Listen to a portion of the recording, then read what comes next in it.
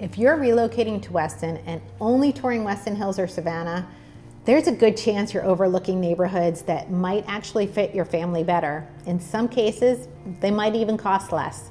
Those communities deserve the hype. Beautiful homes, strong resale, great amenities. But after years of driving these streets every single day, I can tell you something most relocation buyers never realize. Some of the best neighborhoods in Weston are the ones you have probably never even heard of. Quiet communities tucked behind tree-lined roads, places where families move in and they stay for 20 plus years. Neighborhoods that do not scream for attention because the people who live there already know how good they are. And if you only focus on the handful of names everyone talks about online, you can completely miss the area that actually is going to fit your lifestyle better. In this video, I'll walk you through some of Weston's most overlooked neighborhoods, how different parts of the city feel completely different depending on your priorities, and why some of the happiest families here live in communities that rarely get mentioned. One of them even has a double-gated entrance that most people driving through Weston don't even realize is back there.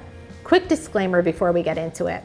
Weston has a lot of neighborhoods. This is not an encyclopedia. It's an insider tour through communities that quietly fly under the radar, but absolutely deserve to be part of your search if you're relocating here. And once you see some of these, you may start questioning why you spend so much time focused on the same two names everyone else is chasing. If you want to understand Weston, you have to understand what I call the heart of Weston.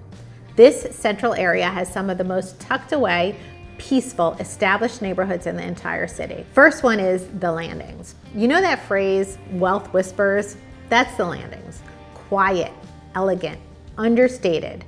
The kind of neighborhood that doesn't need a grand entrance because the people who live there, they already know how good it is. Something I've noticed consistently is that people move here and stay. 20 years, sometimes longer, wide streets, mature landscaping, calm energy. Luxury here is not about a country club gate. Sometimes luxury is simply peace.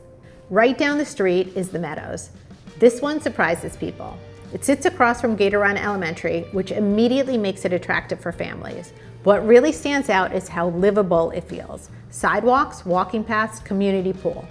On a typical afternoon, you're gonna see kids riding bikes home from school, parents walking dogs at sunset, and neighbors stopping to talk instead of rushing inside.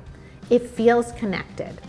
You're getting Central Weston access, strong schools, and a real neighborhood feel without necessarily stretching your budget to the top of the market. And then there are the island communities. This next one confuses almost everyone relocating to Weston because there's more than one. You have Orchid and Palm Island, then the islands with Maple, Jasmine, and Camellia. Palm Island specifically has a double-gated feel that most outsiders do not even realize exists. Across these communities, the vibe is similar. Quiet, spread out, lake-focused, private. These are neighborhoods where you hear birds more than traffic.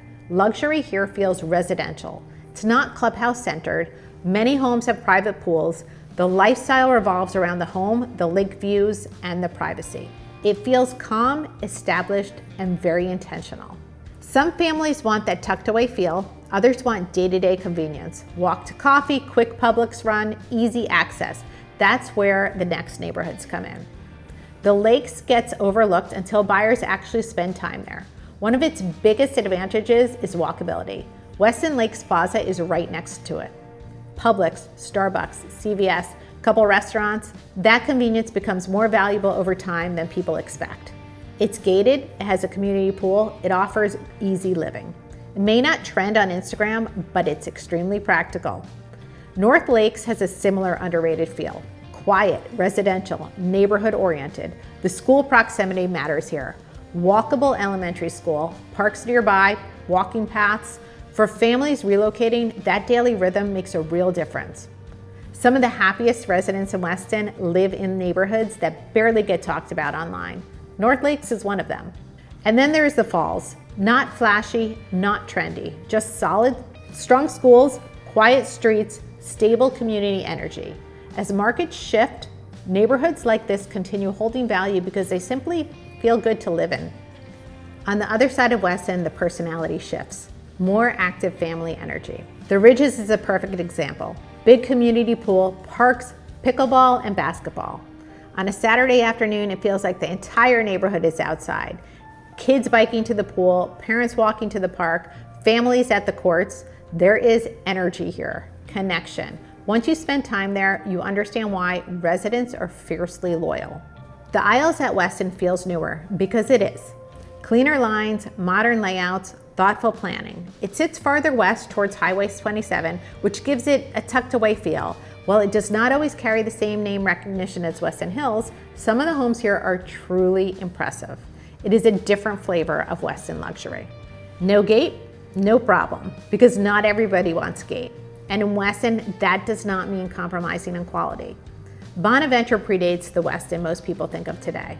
It has character, personality, it has history. It feels less uniform and more lived. For some buyers, that is exactly what they want. Country Isles is original Weston. Larger lots, open streets, mature landscaping. You still get Weston schools and infrastructure without every road leading to a gate. It feels relaxed, established, and authentic. Here's the bigger point. Weston was not built around one neighborhood. It was built around lifestyle, schools, parks, lakes, trails, planning, safety, and long-term livability. That lifestyle exists throughout the city, not just in the two communities everyone already knows and loves. The best neighborhood for your family might be one you've never even heard of. And here is where most relocation families make their second mistake. Once they choose a neighborhood, they only focus on the fully upgraded homes. The perfectly staged ones, the ones everyone is chasing. But some of my clients walked into homes they thought they would hate and ended up gaining instant equity. Before you rule out a house because of bad photos or dated finishes, you need to see this next video. Thanks for watching. I'll see you in the next one.